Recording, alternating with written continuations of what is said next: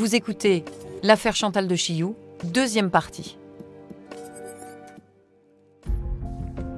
Nous sommes maintenant en 2004. Cela fait déjà 3 ans que les gendarmes s'activent sans résultat. Les recherches sur les dizaines d'ouvriers du chantier de la gare, sur les centaines de propriétaires de Renault 21 n'ont rien donné.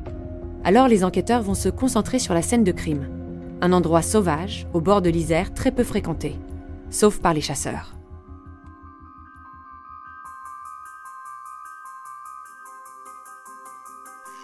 On a été convoqués à la gendarmerie. Et quand j'ai été convoqué, je ne savais pas que c'était pour ça. Laurent Denis, chasseur. Et c'est après, une fois qu'on est arrivé à la gendarmerie, ils nous ont expliqué que l'ADN, c'était pour le crime qu'il y avait eu. Au début, ils ont été surpris, bien sûr, parce que quand vous êtes convoqué pour un test... Christian Gauthier, maire de Chatuzangle-le-Gourbet. On dit, mais ça veut dire qu'on considère que je pourrais être le coupable, et ça, c'est quelque part traumatisant. Ce qui se met en place à ce moment-là, c'est une forme de suspicion. Ça crée un climat un peu particulier. Tout le monde devient suspect.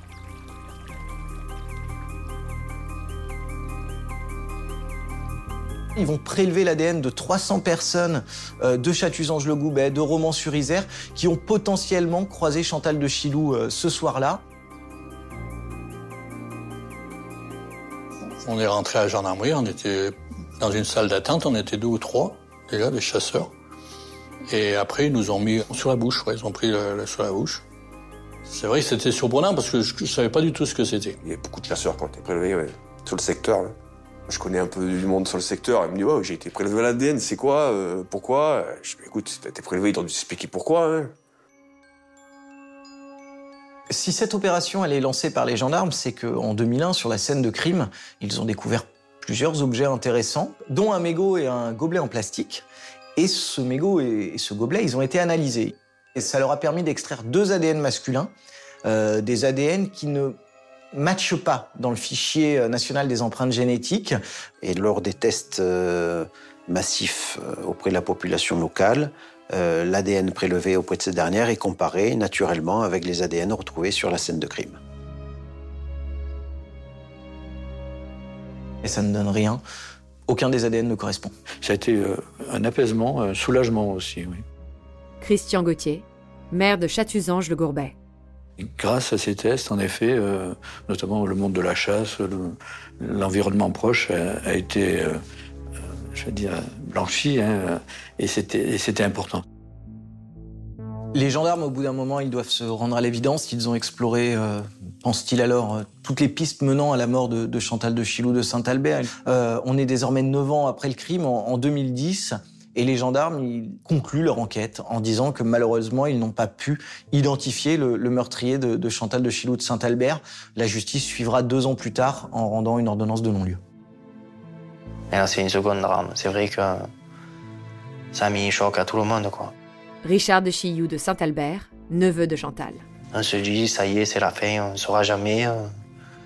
Ça a été un meurtre parfait. On ne retrouvera jamais l'assassin et il s'en sort bien.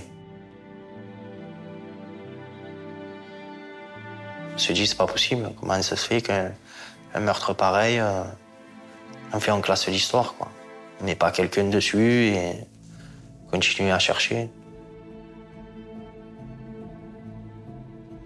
Je pense qu'on ne saura jamais, que enfin, ça restera sans réponse et que le meurtre de Chantal ne sera jamais élucidé, quoi.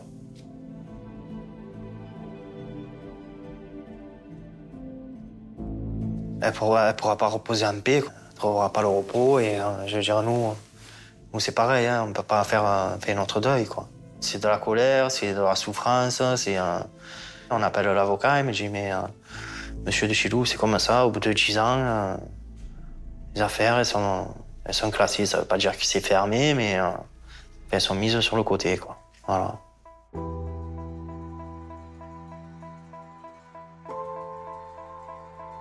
Ce non-lieu, en tant que technicien du droit, on peut comprendre, c'est un événement compliqué et douloureux à appréhender pour la famille. Maître Fabien Bousquet, avocat de la famille de Chantal. Patrice de Chilou refuse d'admettre qu'on ne trouvera pas l'assassin de sa sœur. Ça m'a traumatisé. Il est parti en dépression sévère. Il est devenu anorexique. Je veux dire, il mangeait plus, il faisait plus rien, il avait perdu l'appétit, il avait perdu tout. Il a perdu le goût de la vie, quoi. Les dernières années de la vie de Patrice de Chilou ont été marquées par ce crime non résolu. Et il est mort en emportant ces questions avec lui. Son plus grand désespoir, c'était de partir et de ne pas savoir la vérité, de ne pas savoir ce qui était arrivé à sa sœur, quoi. C'est le plus dur. C'est le plus dur parce que ça a brisé une famille, quoi. En 2020, la gendarmerie lance une nouvelle cellule de recherche appelée la division Cold Case.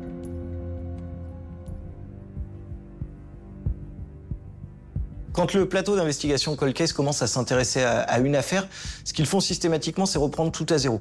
Et l'une des premières choses à faire, c'est de vérifier les scellés. Et donc là, ils se rendent compte, les enquêteurs, qu'ils ont plutôt de la chance. Puisque les scellés ont été bien conservés et la technologie, la science a progressé, ce qui va permettre peut-être d'avoir une analyse plus fine et une lecture meilleure des profils ADN. En fait, les scellés clés de cette affaire, c'est le fameux t-shirt qui avait été trouvé sur le corps de Chantal de Chilou, le gobelet et le mégot de cigarette. Ces trois éléments-là vont être envoyés à l'analyse pour être étudiés, pour être décortiqués. Des laboratoires d'analyse qui vont parvenir à extraire un ADN de meilleure qualité que celui qui avait été extrait dans les prémices de l'enquête. Il est comparé au fichier national des empreintes génétiques et là, coup de chance, ça va matcher. Enfin, ils arrivent à mettre un nom sur un suspect. C'est un soulagement, oui. C'est bien, c'est très très bien. Oh, j'ai un ou deux qui m'ont envoyé des textos, t'as vu, ils ont retrouvé. Ça fait plaisir, oui, c'est bien. Comme quoi, tout arrive un jour.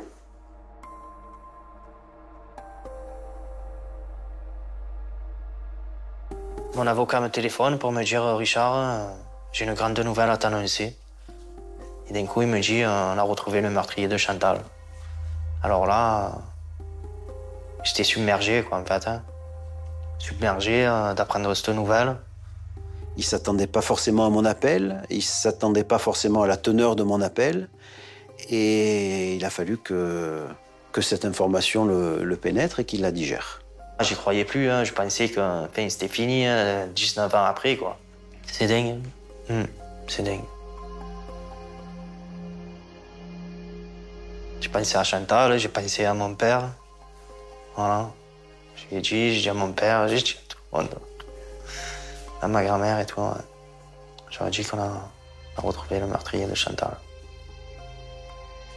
J'espère. Ouais, je pense qu'ils m'ont entendu. Comme tous les matins, vers 7h du matin, boire mon petit café. Dominique Laurent, maire de Panne. Au Café du Bourg, et là j'apprends qu'il y a eu une grosse descente, comme on dit, de gendarmes, et qu'il y a eu une arrestation. Tout le monde en parlait, quoi, autour. Mais les gens ne savaient pas forcément ce qui se passait. Le suspect est interpellé à son domicile le 3 juin 2020 à 6h du matin. Il est placé en garde à vue et débute une longue garde à vue pour lui.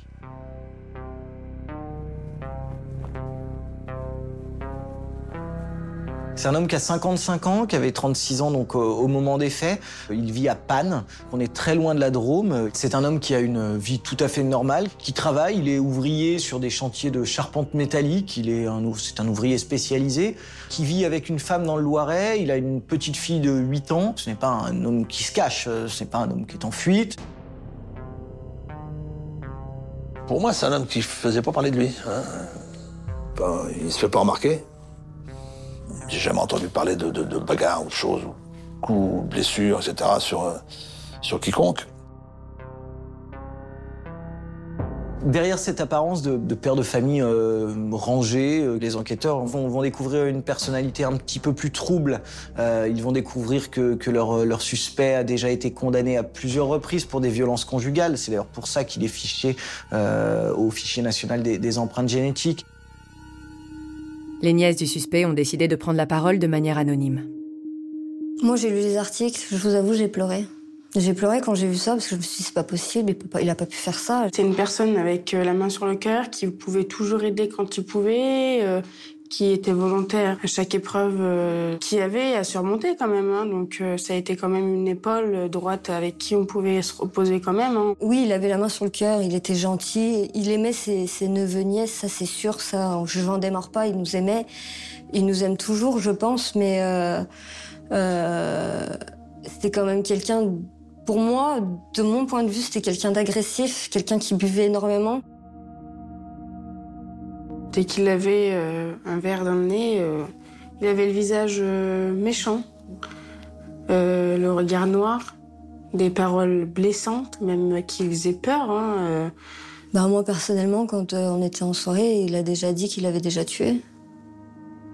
Mais vu qu'il avait bu et que pour moi, c'était un menteur, un fouteur de merde, entre guillemets, pour moi, c'était pas vrai. Il a jamais été violent envers nous. Mais je sais qu'il était violent avec ses conjointes. Sa propre sœur dira que pour lui, les femmes sont un punching ball. Ça établit la dangerosité potentielle de cet homme-là. Et surtout, il n'a déménagé qu'en 2011 dans le Loiret. Et durant toute sa jeunesse et durant pratiquement toute sa vie, il a vécu dans la Drôme, à proximité de Romans-sur-Isère. L'autre élément, c'est sa voiture. À l'époque des faits, il conduisait une Renault 21. Pour les enquêteurs, c'est presque une confirmation. Malheureusement pour eux, assez vite après le crime, le suspect avait vendu sa voiture. Donc quand ils ont fait le listing des Renault 21 de la région, les gendarmes n'ont pas retrouvé son véhicule. En garde à vue, les enquêteurs lui présentent les éléments, lui expliquent pourquoi il est en garde à vue. Assez vite, il va reconnaître une forme d'implication. Il dit qu'il a joué un rôle dans la mort de Chantal de Chilou. Il ne dit pas clairement qu'il l'a tué, mais il ne dit pas non plus qu'il est innocent. Le suspect est ensuite transféré, présenté à un juge d'instruction de Valence, mais il est mis en examen pour homicide volontaire. Un mois plus tard, il revient sur une partie de ses aveux, dit qu'il a été mis sous pression par les gendarmes et qu'il n'est pas responsable de la mort de Chantal de Chilou, même s'il reconnaît bien l'avoir rencontrée ce soir du 1er août 2001. Il raconte qu'il est ce soir-là attablé dans un bar de Bourg-de-Péage, à côté de Romans-sur-Isère. Il boit une bière, explique-t-il. Quand Chantal de Chilou passe devant lui avec sa valise, il l'aborde, il lui demande si elle veut boire un verre avec lui. Ils passent la soirée ensemble, ils boivent quelques verres dans ce bar. Elle ne boit pas d'alcool, précise-t-il, elle boit un sirop de menthe. Ils décident ensuite d'aller finir la soirée au bord d'un lac dans la banlieue de Romans-sur-Isère. Il explique que tout s'est bien passé, qu'ils ont eu une relation sexuelle consentie et qu'ensuite ils se sont séparés. Sur les circonstances, sur les motivations, sur le mobile, sur ce qui a pu accompagner ou pas la mort. Toutes ces questions qui ne trouvent aucune réponse à ce stade. Il reste encore beaucoup de zones d'ombre dans cette affaire, au-delà du trajet de Chantal de Chilou, au-delà de cette dernière soirée. Une des principales zones d'ombre qui affleurent, c'est l'éventuelle présence d'un second homme ce soir-là. C'est évidemment en raison des premiers résultats ADN qui sont intervenus dans cette enquête et de la découverte d'un second ADN masculin. Est-ce qu'il n'était pas seul à ce moment-là ? À la lecture de cet interrogatoire, en tout cas, on sent que la juge se le demande. J'attends un procès qui puisse reposer maintenant en paix, qu'on va savoir ce qui s'est passé, quoi. Et qu'il puisse retrouver le repos. Pour moi, pour la mémoire de mon père, pour tout le monde, quoi. Mais on est là pour ça, on va rien lâcher. Pour aller jusqu'au bout et pour connaître la vérité.